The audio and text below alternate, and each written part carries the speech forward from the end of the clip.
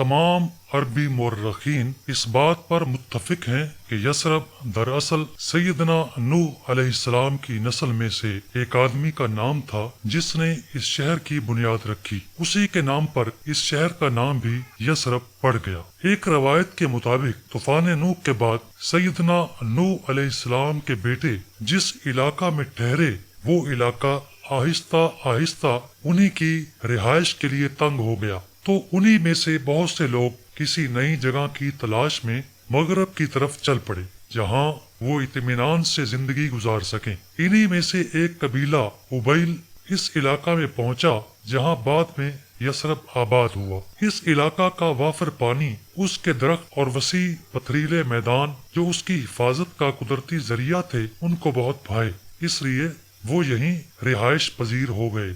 یثرب کے ابتدائی باشندے تین بڑے بڑے قبیلے تھے۔ عمالیق، راجح روایت کے مطابق انہی لوگوں نے یثرب کی بنیاد رکھی کیونکہ یثرب جس کے نام پر اس شہر کا نام یثرب پڑا ابیل عمالیق میں سے تھا۔ اہل قبیلہ کے نام ہی سے واضح ہوتا ہے کہ وہ عظیم قد کاٹ کے مالک تھے۔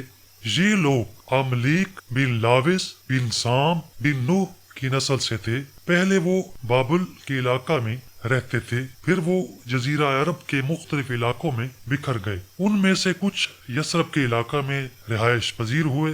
یہ بات شک و شبہ سے بالا ہے کہ وہ عرب تھے، اور علامہ طبری کے نزدیک ان کے جد امجد عملیق عربی زبان کے بانی تھے۔ جب مسلمانوں نے یثرب کی طرف ہجرت کی تو وہاں کئی یہودی قبائل آباد تھے، اور اس بات پر بھی مورخین متفق ہیں کہ یثرب کے اکثر یہودی فلسطین سے ہجرت کر کے آنے والوں کی نسل سے تھے۔